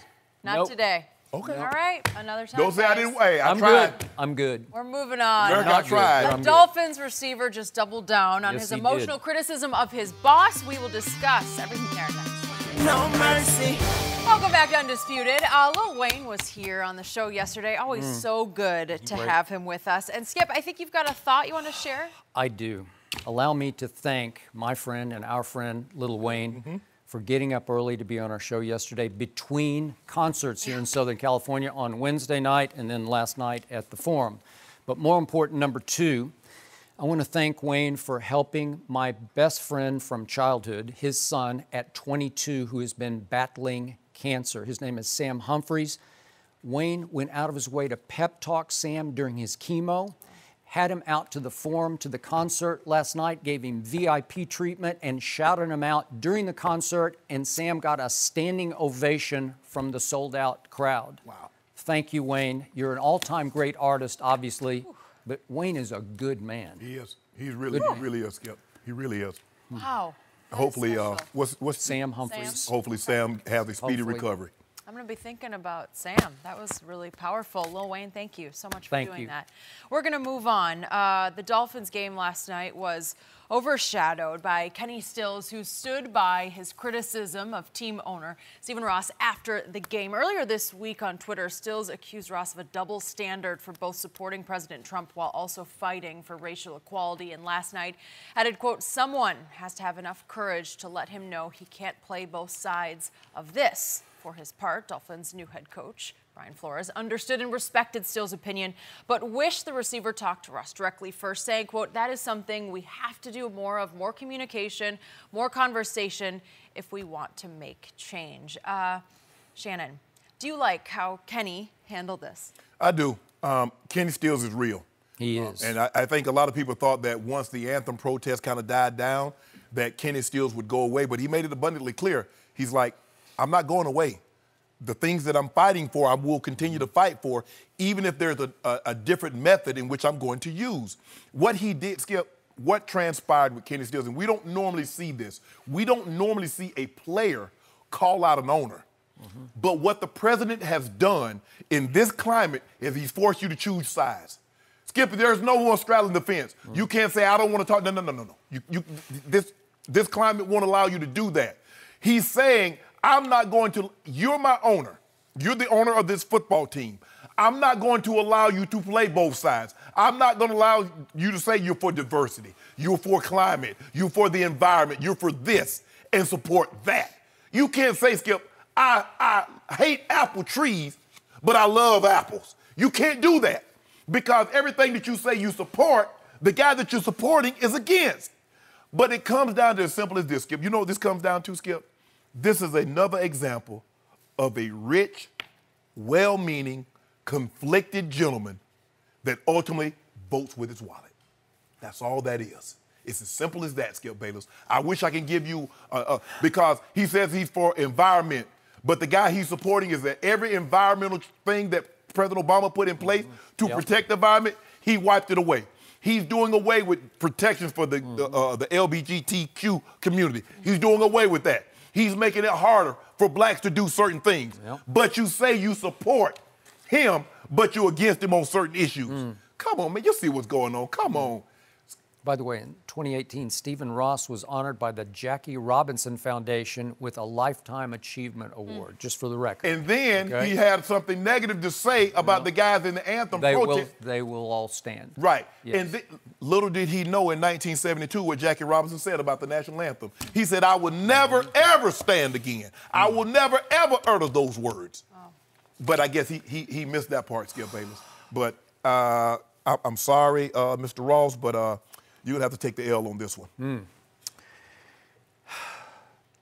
I love Kenny Stills, and I believe in Kenny Stills. I've communicated with Kenny Stills when he played for the University of Oklahoma Sooners a few years back. And I believe in his guts and courage and vision on this issue. I also liked what Brian Flores, the new first-year head coach, who has been under Robert Kraft in New England, I liked what he said about Kenny. And obviously Brian is a coach of color. And he said last night, I asked Kenny why he didn't talk to the owner first, why he didn't tell him what he thought and have a conversation. I'm going to paraphrase the rest of a long quote, that communication is essential when it comes to these issues, that if we want things to change, we have to talk it through. That was my only issue with Kenny, is that he went straight, and he talked about it last night, and he said, maybe I did it wrong by going straight to social media, because when you go to social media, you make it in part more about you than about it. Like, look what I'm going to do. Right. And he is a member of a football team, and I have no issue with the cause that he's standing up for and fighting against in this case, but he is a member of a football team that values its unity, and now he's turning the locker room or helping turn the locker room against that owner. And maybe that should happen. But Kenny believes so strongly in this cause that there's some hypocrisy because he's still cashing this man's checks. If you really believe it with all your heart and soul, then you should either quit and go do another job, or demand that you be traded or cut and face the risk of nobody else picking you up or trading for you. Is that fair to say? That's how strongly I believe Kenny believes in this. Well, but here's the thing. Stephen Ross believes so strongly in his support of this man that he's willing to put these guys out there on the field, even though as they was kneeling for the anthem. So should he not say, you know what, you're done? Skip, to give him credit, though, Skip, because what we found out through some digging is that a lot of these owners have shown support. No problem with that. But they try to do it because they know the backlash they're going to face. See, Stephen Ross, Kenny Stills exposed something. You start reading this, people didn't know that Stephen Ross owned Equinox, owned Soul Cycle. And by the way, reportedly, a bunch of people called Equinox and Soul Cycle and canceled their membership. I've seen a lot of social media. And that's, but Skip, I'm just trying to figure out, how can you say you're for this and you see what he says? I got that. But you love Mr. Kraft, as you call him, Robert Kraft. I do. He's in the same boat with Stephen Ross. Yes. He keeps saying, hey, I've been Donald's friend for 30 or 40 years. Right. Stephen Ross went to 40 years. Yes. So at one point, they're just friends because this guy Trump is a big businessman in New York City, an entrepreneur, and I kind of like this guy. Right. That has nothing to do with his political or social stances or viewpoints, right? Then he becomes president of the United States. So I ask you this question. Yes. At what point do you end a friendship over your longtime friend's political or social stance? You see what I mean? Is that a deal breaker? Is that a bridge burner in a friendship that's spanned 40 years? Skip, I had a conversation with a guy. He said, I remember 50 years ago, if you got married, you wanted someone in the same race. And then, as it started to move forward, you say you want someone in the same religion. Now it's come down to where we are now, you want someone in the same political party. That seems to be the deal breaker. But for me, Skip Bayless, I refuse to be friends with someone if I can't. I just can't. Remember, your friendship predates what you find out about. Yeah, but once I find out, see, what I don't know can't hurt me.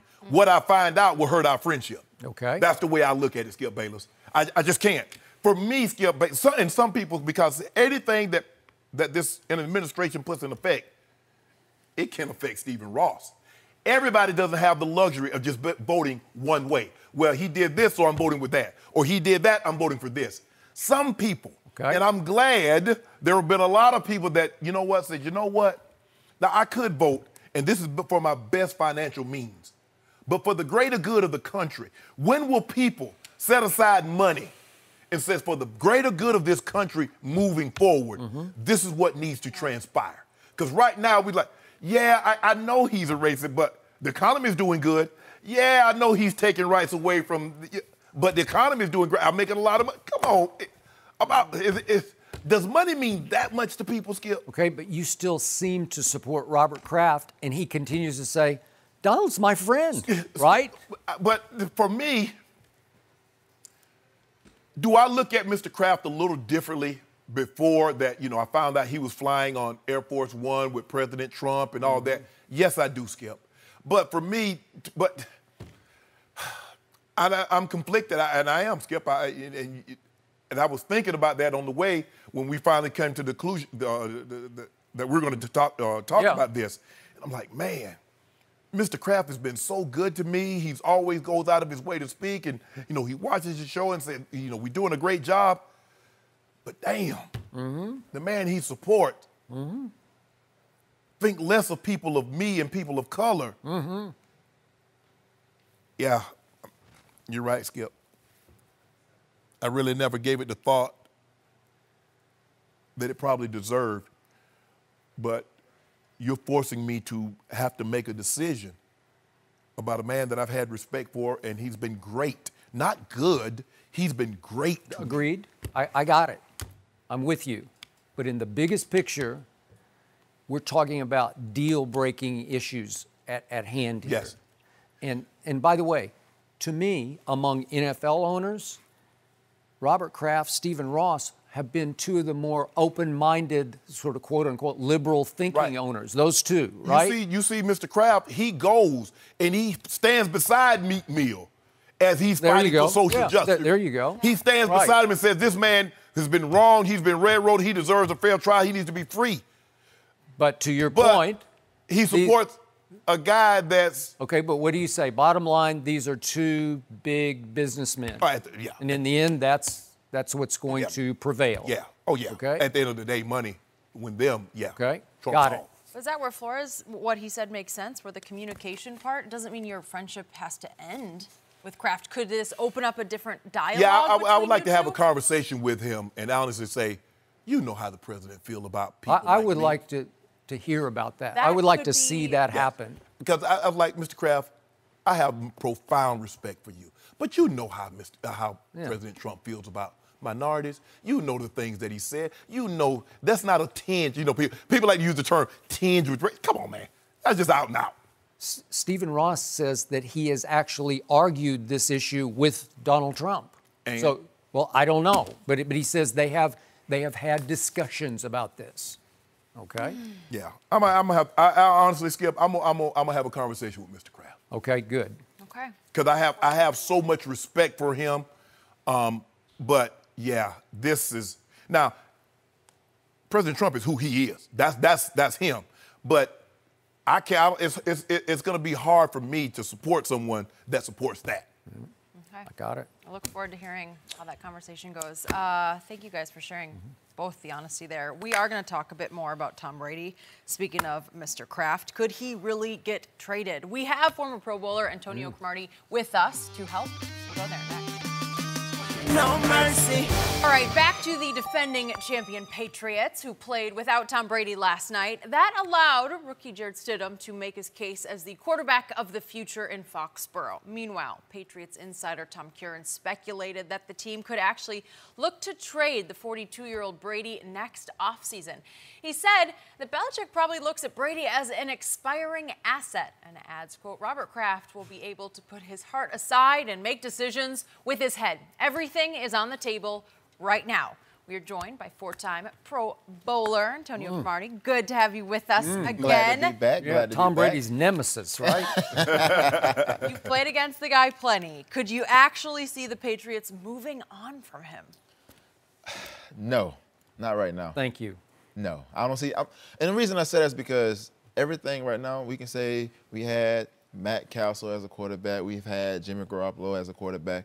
But we know who runs that system the best. No matter who you put in quarterback, yes, the system can go well. But you won't make it to the playoffs. I mean, they went 11-5 with Matt Castle. Thank you. Didn't make the playoffs. Right. Somebody made that point earlier. So I just want to know, that system is ran greatly by him and only by him. So what you gonna do? I disagree. What you gonna do, Sean? You do get outlier seasons. How many times has 11-5 team missed the playoffs? Normally you go 11-5, you get at least a wild card. Sometimes 11-5 will get you home field advantage at least for 2 rounds of the playoffs. That's true. But that didn't happen that year. But it got Matt Castle paid. We see Jimmy G comes in. But see, the way I look at it, Coach Belichick does not look at Tom Brady like most people look at Tom Brady. He says it's my system. That's why he goes out and he gets a Kyle Van Noy. He gets a Mike Vrabel. He gets guys that are seemingly cast off or low-round draft picks and seemingly that somewhere else they're like, and then they win Super Bowls with him. So he believes he's a plug guy. I can plug anybody into my system. He truly believes that, Skip Bayless. That's why he tried to get off Tom Brady to begin with. If he thought that Tom Brady is unreplaceable, he would have never fathomed. Because Tom, at that point in time, had already won, 4 Super Bowls, I think, if I'm not mistaken? So he had already won 4. Well, he won the 5th. It'd be 2 years ago that Yeah. he wanted to trade him. Yeah. Or no, he didn't want to trade him. He wanted to cut him. Yeah. So, right? Because that was the choice that they're going to have to come down to. Yeah. If it went out to the end of the season, they're going to have to make a very, very tough decision. You know you weren't going to keep 2 guys at $20+ million on your roster. But I just believe that Coach Belichick is so comfortable in his system that he believes he can plug another guy in and have the same success. Both guys want to get credit. We keep, Skip, you say 75-25. Somebody else might say 75-25 for Coach Belichick. Some people say 50-50. But there's enough. What did Robert Kraft say? There's enough ego to go around, Skip, that both of these guys want to find out. Because whomever wins the Super Bowl without the other gets all the credit. True. That's true. I want to thank Antonio Cromartie for his wisdom that he just What else? Big thanks. Because we finally settled this debate once and for all, thanks to a man who knows, who intercepted Tom Brady 4 times in his career. That's pretty good. Yeah. That's got to rank up there. How many you dropped, though? 4. You dropped 4. Dropped 4. Did you really? Yeah. Wow. I wonder if anybody's intercepted Tom more than 4 times, any single player. I'm gonna have to get on that. I don't know. That's deep. That's like 3rd level. Right? To me, this is all silly talk. To me, Tom Brady is going to play 3 more years for Robert Kraft and the New England Patriots. Not for Bill Belichick, but for Robert Kraft.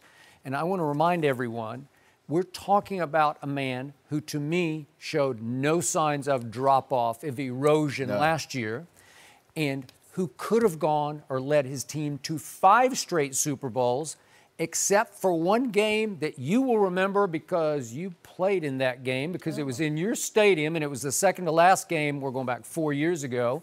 Do you remember a game that went to overtime? Do you remember what happened? Yes, sure do. Yeah. Do you remember who won the overtime toss in that game?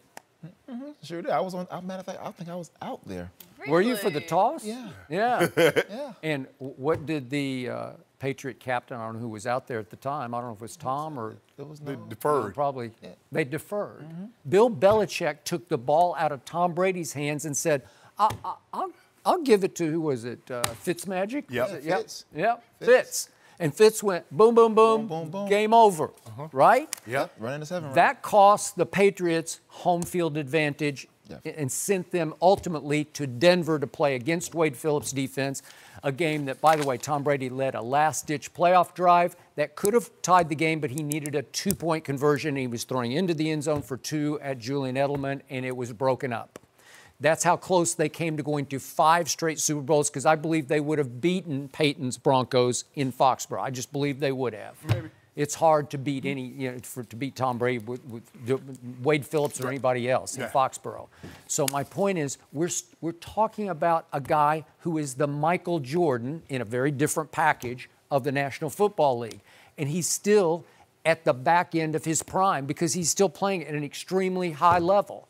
So how could we even discuss this if we didn't know that Belichick had tried to dump him 2 years ago. Exactly. In favor of Garoppolo. And when we were discussing it then, that's silly. That was foolish. Come to find out, it actually happened. Mr. Kraft did have to intervene, or Coach Belichick was going to move on. So the silly talk then is the same silly talk now. But guess what, Skip? Would he have been right or wrong?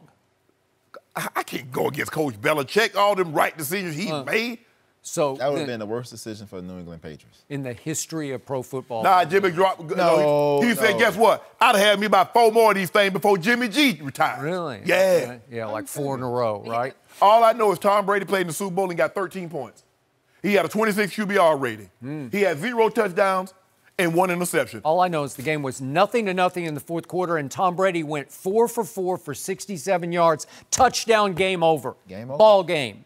Super Bowl. All he needed to score was 6 points. He was the score was 6-3. If he didn't score, it doesn't matter. What did he do on that final drive? What did Coach Belichick do?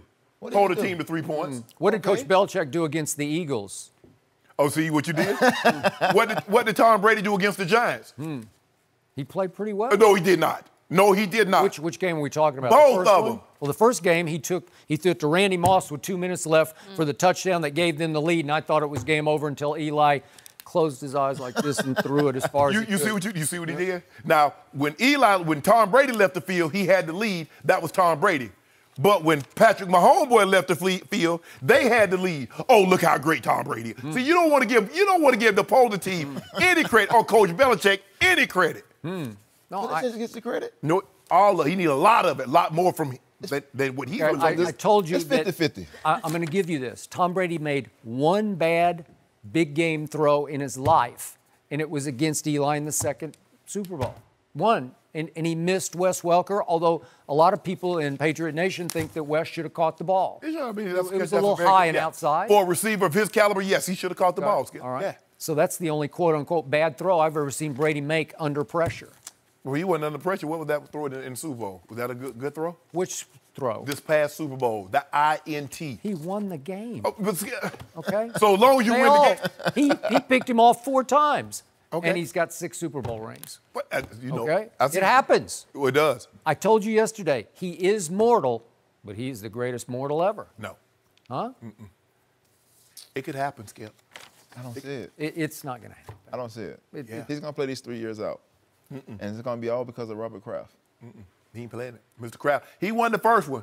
He's going to win the second one. Listen, Robert Kraft will put head over heart, as Tom Curran says, as he sits up on high in the press box and watches. And if he sees Tom Brady just flat out hit the wall where he can't throw it outside the numbers with some heat on it, if he sees that happen. I do not believe Tom Brady is going to be like Peyton Manning in his last year. I don't believe that's going to happen. But I believe there will be some slippage, and then Coach Belichick will win out. Okay. I just don't see no slippage. I don't see how you can say there's going to be slippage when everything for Tom Brady is inside the numbers. He don't throw the ball outside of the numbers. He does. Everything Every is once inside in a the while numbers. he can. Every once in a while, but he doesn't need to when you have everything down the middle. No, I got it.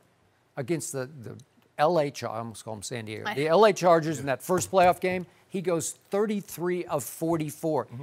He just shredded them, and you thought they were pretty good on defense. But I didn't know they were going to have to lose all their linebackers if we be playing with 5 safeties. They've been playing like that the whole entire year. But they lost their linebackers. They lost the 2. They've been playing like that the whole entire year. No, the last part, they ain't got no choice. They was winning games doing it. Yeah, but you can't let Tom Brady see that's what you're going to do. They caught a lot of teams you remember how they played the Ravens. The Ravens. They played the Ravens on Lamar Jackson. But you can do that. Play the second time. Guess what happens? He's a running quarterback. You can do that. You can't do that with Tom. You can't let Tom know what you're going to be. No. You can only play so many coverages with those safeties. And you really want a safety cover Edelman in the slot? No. I'd take Derwin James any day, put him on Edelman in the slot. That's true. No, because he can't take his first read away. Not when he got all those options. Because, Edelman, he's going to start you on the shallow cross, and then he's going to whip you. He's going to come back the other way. Then here you is trying to get on top of him to beat him across the field. And That's why Rex Ryan was so good at. He just took that one person away. You got to. One read, make him throw on the outsides against Ben Reeves. You got to.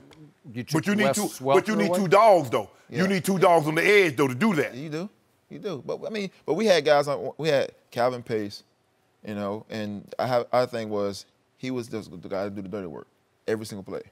You know, and Brian Thomas, we had Brian Thomas on the other side. So you had guys that, not necessarily saying we having great guys, but on the outside you had me, Revis, and we had a secondary. Right. You know, we knew exactly what we was gonna do. So when you played that team so much and understand exactly what they're gonna do, you take that stuff away. You make them throw on the outside. You don't let them throw inside the numbers because that's the easiest throw. So you just bracket Wes Welker and just say you can't have this? You can't have those option No, routes? we just put Revis on him. Oh, you put Revis in the Just slot? put Revis on him. Physical. You got to be physical. You got your first option. You got to take his first option away. If you don't take his first option away, you can't beat him. And that's what Wade. Because see, Wade had to leave and Chris Harris Jr. Okay, now you can go man. So now you take Chris Harris Jr. and put him on the slot. He's the best slot cover guy, so you can just now we're gonna play football. You got Vaughn and you got D Ware and you got the two big guys Malik and Wolf inside. But everybody can't play like that, Skip. Nope. So I'm predicting Shannon Sharpe is about to become the biggest Jarrett Stidham fan on earth. No. Because that's your only hope. He went to Auburn. I would never root for an Auburn guy. No, yeah, you would. Roll Tide. Roll Tide. You always say, Skip, that Tom has a motivator, right? Could this be what motivates him throughout the season? He's always got that one thing. Coach Belichick, so I'm going to win this one, Tommy. Yeah, he winked at it. He winked at it coming out the field. He winked at it. Did he? Yeah, it'll look good. I got you this time. I think the guy gosh. who's in trouble is sitting across from me. Because No, he's going to be wrong again. Yeah, you're going to be wrong. Interesting. You might also be wrong about Kyler Murray. We'll decide later. Is he too small to be a star in the NFL? Tiny little legs. No mercy. Despite many people having doubts about Kyler Murray's size, he looked right at home in Cliff Kingsbury's offense last night, going 6 for 7 for 44 yards in his only series. After the game, Kingsbury said, quote, "I told you all along, he's been little his whole life, so he knows how to find the soft spot, and get down." Kyler, on the other hand, was a little hard on himself. Let's hear it. I wanted to score. I wanted to go back in. Somebody asked me before the week, would you want to go back in, or how would you feel? How do you think you'll feel? But I was definitely, I was itching for more. But no, I felt good. You trying to sell coach and get back in the game? And I just asked him if we were done twice, and he said, "Yeah, we're done." So. Twice. That was it. Antonio Cromartie's still with us. Okay, here's the question. Can a quarterback as small as Kyler be a star in the NFL, in your opinion? Definitely. Most definitely. He can definitely be a star. Man, you see the flick of his wrist? I mean, he was throwing like he was 6'4". I mean, he was throwing from one half to the other half. I mean, to the other sideline. Out routes, timing, getting out of there. Yeah, okay. Zipping. Why was he doing that? Huh? Yeah. I ain't gonna tell you why they was doing it, but he was like that thing zipping. But no, I'm gonna tell you the best thing I think that Cliff is doing is he's getting the quarterback outside of the pocket too. He's finding those dink and dunk passes where everything is in front of him. When you can do that, now it gives him a confidence that I can play at this level. I can do the things I need to do. And I think right now that's all this game was. It was a confident booster. But he can go out there and throw the ball. He can get his reads and get his look and get the ball out quick. He's already in shotgun. Right. So he can see everything on the football field right now. He knows where the defense is coming from. You see what they're doing. They're playing off. And now he knows where his read is going to go. How much did it bother you as a corner to play against a Michael Vick, where you had to honor that? You had to be aware that he might bolt at any moment. See, that's why you always try to have a spy. You got to try to have a spy on a running quarterback. If you don't, as soon as DB turn his back, gone. Behind you. I mean, he running right beside you. You know. So it's just the attitude of we got to keep him contained, put pressure in his face, let him keep him inside, and where he can't see. How much would it frustrate you if you go cover, and all of a sudden you look up and he has run for 11 yards in the first down? On 30 and 11 too? Yeah. That's frustrating. Because we played with John. Woo. And you go, they come. Early John. Right. Really, and he get outside the pocket, yep. and all of a sudden, that's very frustrating, Skip. And that's why you don't really want to play a whole lot of man coverages. If you play man or you play cover 5, which is 22 man, 2D man across the board, Skip, you turn your back and you don't get home or you let that guy in the pocket, you let him jump out the window, it's over. So you have to be careful. But the thing is, Skip, look, he will have moments that wow you because he has that kind of ability, Skip. No matter how small he is, he can throw the football, and he will have wow moments. But I just think the thing that concerns me with him is his size. Can he take the pounding That's 16 straight games, year in and year out, Skip. That's the thing that concerns me. Skip, he's a small man. By any metric, any sport, forget this. I mean, even for tennis, he's a small man. Yeah, he is. Tennis players are huge. Yeah, well, they are now. I just saw one the other day, like 6'11". They got America like 6'11". I'm like, you playing tennis? I know, it's crazy. The ball is coming out the trees. But Skip, he's a small man, and I'm concerned that, Skip, the pounding that because they don't let you attack the quarterback like they used to. But still, eventually, the guy will fall on you. The guy will get a shot to take you down. And so that's the thing that concerns me. But I'm not putting Skip as, he bought in last year. Anybody that comes from Oklahoma other than Sam Bradford, Skip Bayless has bought in. I was bought in, though, and I was there. Jason White, I said he can't play in the NFL. Won the Heisman Trophy. I said he can't play. Yeah, he was. I told him that on TV one day. I did. It was terrible. But I said it. He probably said you hate so I'm 2-2. So Jason White, Sam Bradford can't play, I said. And Baker, I told you, #1 pick in the draft. Always said that. The thing that concerns me, Skip, the biggest thing is that we saw a guy with this kind of athleticism get injured, and he was never the same. That's RG3. Now, the question is, can he stay healthy? If he can stay healthy, he Biggest difference to me between Kyler and Robert, Kyler was born with what I call the self-preservation gene. You just have it in your psyche. You get it. You feel it because, like Cliff said, he's been little his whole life, so he knows how to find the soft spot and get down. The game is rigged to protect the quarterback in the National Football League. So you can bolt and you can run for 8 yards and you can give yourself up and just slide. And by the way, he was drafted high as a baseball player. Robert couldn't even figure out how to slide. He was having trouble getting his feet right, where he'd get his cleats caught on the carpet, when he'd try to go down and slide. Same thing with Vic. I mean, the guy's running so fast. All right. But Robert did not have self-preservation. He was constantly flying into huge trouble and windmilling into trouble, helicoptering, as John did in the Super Bowl, into trouble, right? Yep. Remember Haloti Ngata got him? Yeah. And that's what happened. His leg whipped behind Haloti. Haloti really didn't hit him. It was like he got tripped up and his leg whipped. That was the beginning. We didn't know it at the time, Skip, but that was the beginning of the end. Okay. I'm with this man. I've told you from the start, this little man is a special little playmaker. He has a lightning release. Ooh.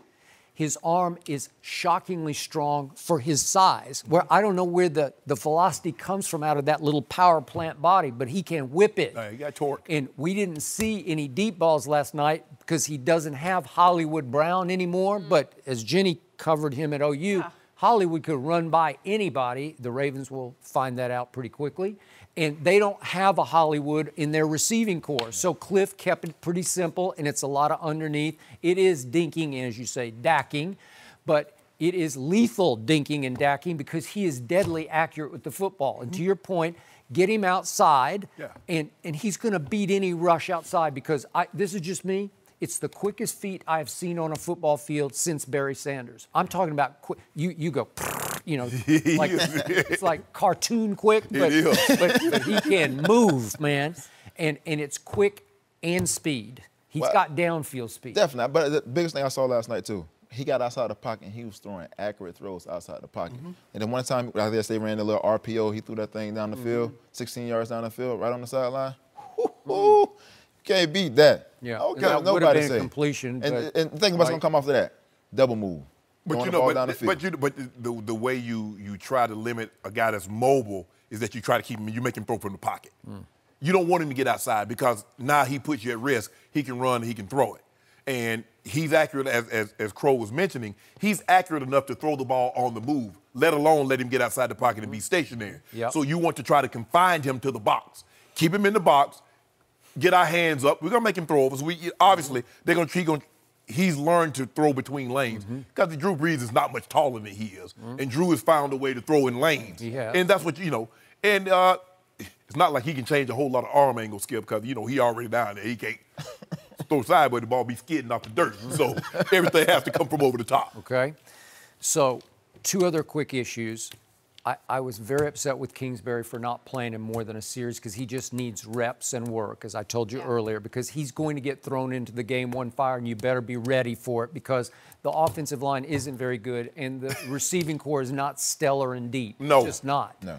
Larry Fitz is 35 years old. 16th season, I think. Yep. But what I did love after the game, Kyler Murray volunteered that he's got an issue with mingling in the middle of the field with the opposition after the game's over. And you did it your whole career.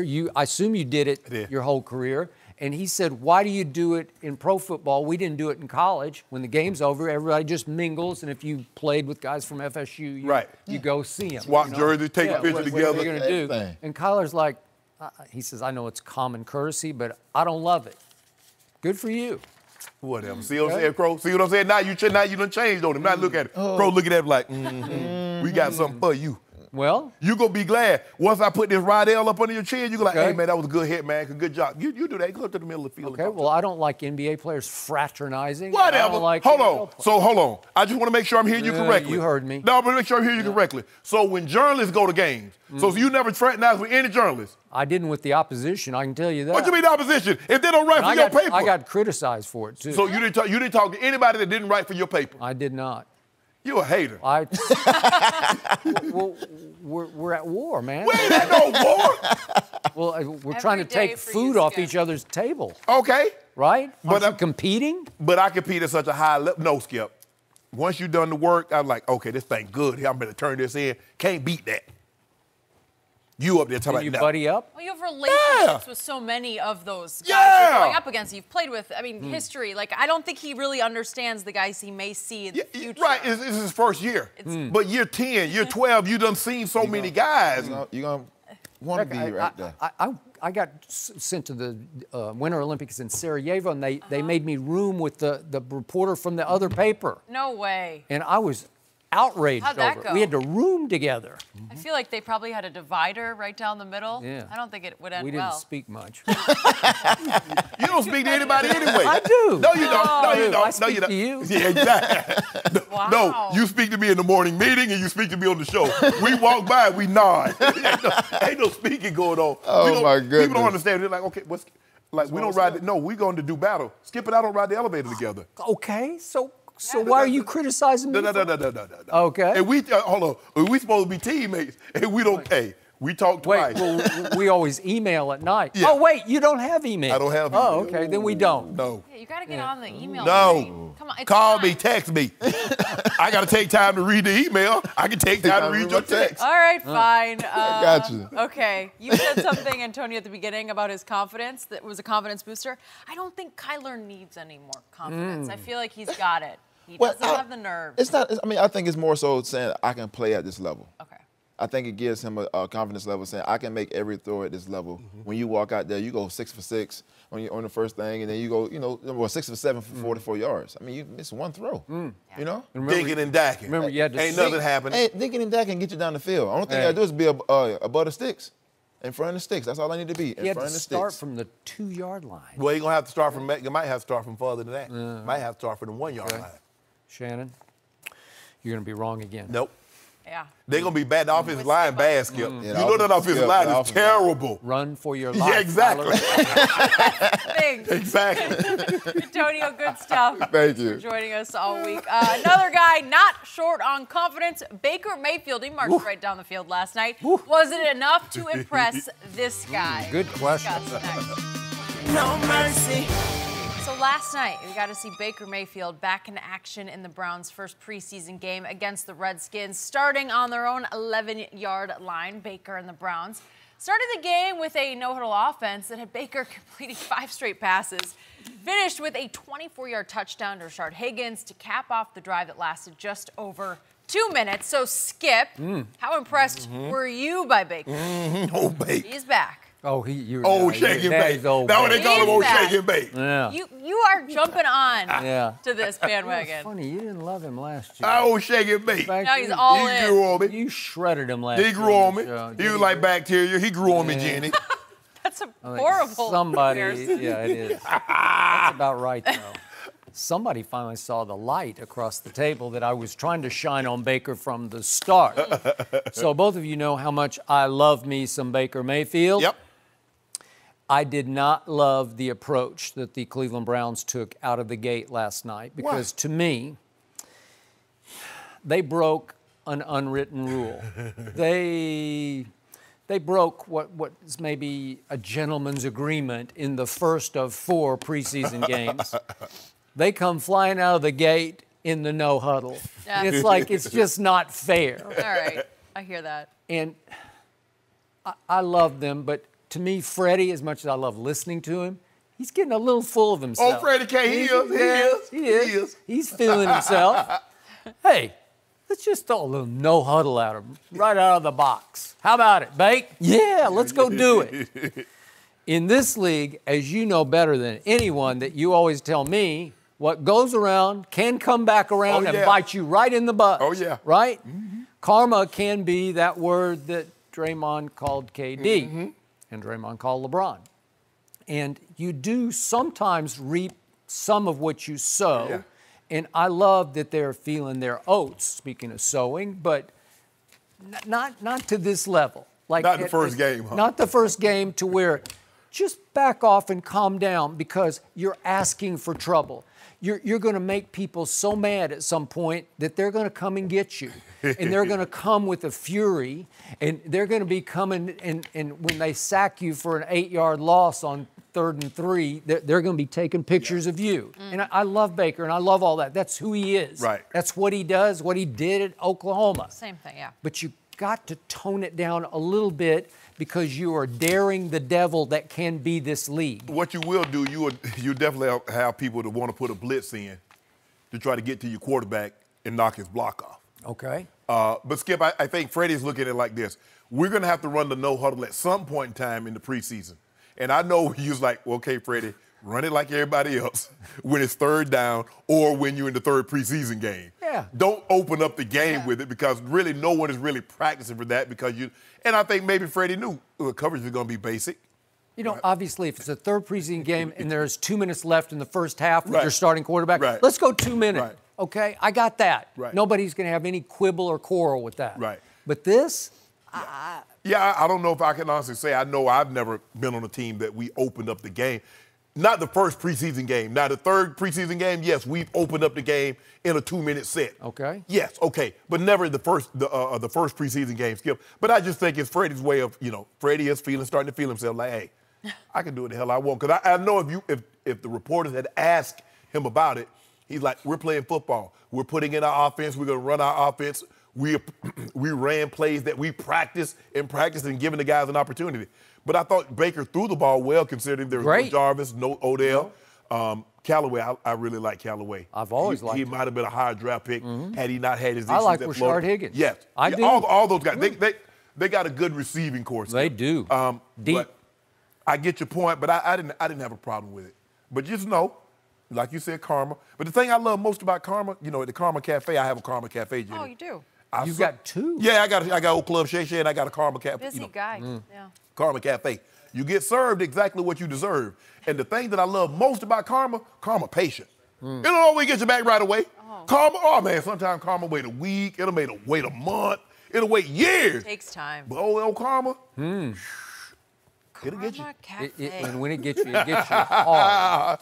And then people are like, well, okay, why would someone call a blitz in the first preseason game?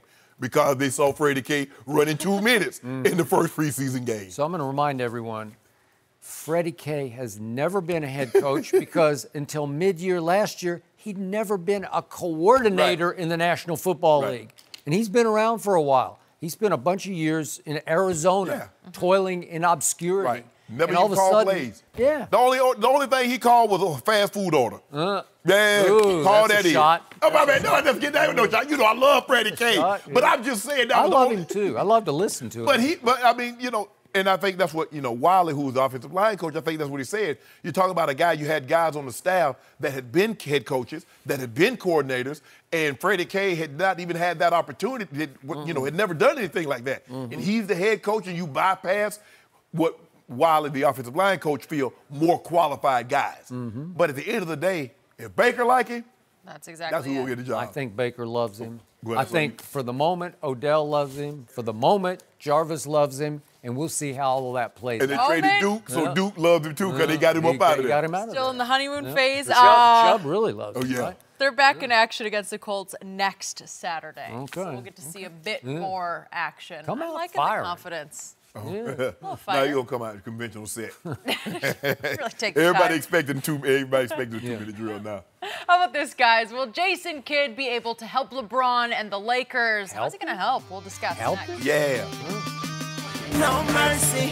New Lakers assistant coach and Hall of Fame point guard Jason Kidd isn't hiding his excitement about working with LeBron this upcoming season. Kidd said that LeBron is one of the smartest players in the world and one of the best to ever play the game. Kidd added that he's excited to help LeBron and the Lakers win a championship as part of the coaching staff. So, Shannon, how much can Jason Kidd help LeBron? I think he'll be a great sounding board for LeBron, Skip. We know one thing that we know about LeBron James, that he has the most respect for coaches that have actually played the game. And Jason Kidd played the game at a very high level. He was on those Nets teams that went to NBA Finals, although they lost to I think they lost to what? They lost to Kobe and Shaq Lakers, and I think they lost to Tim Duncan. They did. And so, and he won a championship in Dallas. He was Rookie of the Who Year. did he beat that year? Skip, this is my turn. Nobody asked you. I didn't ask you anything. I didn't ask you to chime in. You'll get your chance. I'm sorry. You know you're not. Okay. No, you're not sorry. Okay. I just think the thing is that he'll be a sounding board. I think they see things. They see the game a lot. LeBron is very unselfish. Jason Kidd was a true point guard. LeBron's on a mission. And Jason Kidd has made it clear that he has that same vision of that mission, and that is to bring a title to the Los Angeles Lakers. So that's how he's going to help. I see big things. Do you? I see big clashes coming. Really? The Jason Kidd I know has never been a sounding board. He's been about sounding off, especially to players he coaches. Because Jason Kidd was a player. Jason Kidd played both sides of the ball as hard as he could go every single dribble. He made all defense 9 times, did Jason Kidd. So he values that end of the floor as much as he did assisting on the offensive end, orchestrating. So to me, he is destined to soon be the new head coach of the Los Angeles Lakers, because I'm just not sure Coach Vo isn't going to last that long. Why you like that? You already tried to plant that seed. Why you do that? I think it's already planted. No, it's not. I mean, look down the bench at all the head coaches and the candidates to replace Coach all Vo. we did was purchase some seeds. We hadn't planted them yet, but we will. Lionel Hollins. If the other seeds that we did plant don't start growing. Yeah. So the Jason Kidd I know had a reputation as a head coach for 1 year in Brooklyn and then 4 years in Milwaukee, being very, very hard on his players. Now, none of those players were LeBron James. Exactly. Okay. But he is a stickler for all-out effort, especially on the defensive end. If he does become especially the head coach, maybe as the assistant he would defer a little more and be more of what you suggest to be a sounding board. But if he becomes the head coach, which I think has possibility here sooner than later, I think he's going to turn up the heat on LeBron to play just a little bit of defense, because the only defense we saw LeBron play was when Kuzma shoved him out to guard the three-point shooter. Gallinari's open. Go out there and get him, LeBron. You like okay, that. Did he not do it? He did do that. But Skip, you and I both know, with the amount of minutes that LeBron James has played, going into his 17th year, nobody in the history of the game has played the amount of minutes that LeBron James has played and be able to sit in a chair for 35, 40 minutes a night. That's never happened. That's never going to happen. So this notion that you're trying to create that LeBron James, no, stop it, Skip. You need to stop this. So what coach that LeBron has played for in the NBA was a great player? Like Ty Lue was pretty good. Yeah. Paul Silas was okay. Okay, that's the start. Paul Silas was very good, but he wasn't Jason Kidd. No. I mean, Jason Kidd is pure Hall of Fame. But I just think the thing is, Skip, he respects guys that played the game because they understand the game, because they get an opportunity to see it through the lens that he's seeing it through. Now, obviously, the greater the player, obviously you visualize and you see things a lot of the same way. Okay. It's like, you know, me and Crow talking about the game. When he and I talk about the game, we talk about it differently than if I'm talking to a fan or something. I would agree, and he has high football IQ. He does. Yeah, and he's, you know, we're talking about the game, and so I just think that LeBron is like, okay, J-Kidd played. He played at a high level. He's been a coach. He understands when he's passes the ball or where he wants people positioned, considering of how they're playing defensively. So I think Jason Kidd will be very good. They're on a mission. They're on a mission. Yeah, well, we'll see about that. But here's the point about Jason Kidd, that as a player, remember, LeBron, I keep telling you, LeBron James is still the best passer in basketball, right? Passer in basketball. Passer, okay. But when you're talking about all-time passer, again, LeBron's going into his 17th season. Okay. Jason Kidd played 19 seasons, but here are the assist totals. Jason Kidd has 12,091 assists. LeBron has now 8,622, so he's about pretty close to 4,000 assists behind Jason Kidd. So when you're talking about sounding board, Jason Kidd is going to sit back and think, I was at least as good, if not better, than he was passing the basketball, because he can make that case. No, he had the ball in his hands, first of all. And how many assists is he in front of LeBron? About 4,000. And LeBron James is 20,000 points in front of him. Okay. All right, but that's a whole nother issue. But we're talking about what Jason did best. He distributed and he played defense. And he played all-out tough guy defense. Yeah. He played dive into the third row. LeBron used to be that. That's how you make first-team all-defensive team, Skip, as many times as the man made it. He should have won Defensive Player of the year that they gave it to Gasol, Mark Gasol. You know that, I know that. I know. Yeah, that's overhyped. But you try to make it seem like the man ain't played no defense. Okay. The man played defense. Once upon a time, but then he got smart and said, I've got to preserve self.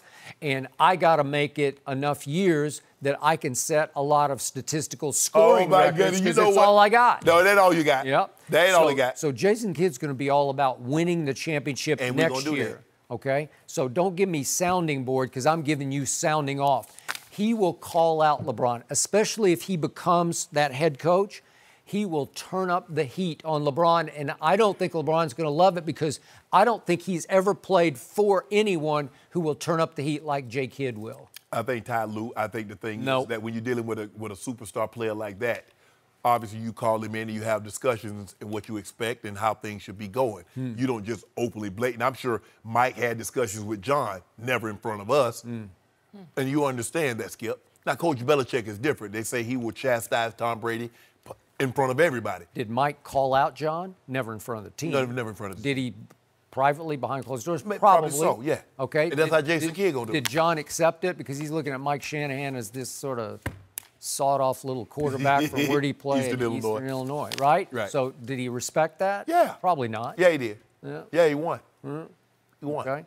So, again, we have Jason Kidd, who also said that Anthony Davis will be the total package, right? Will be. He is. Yep.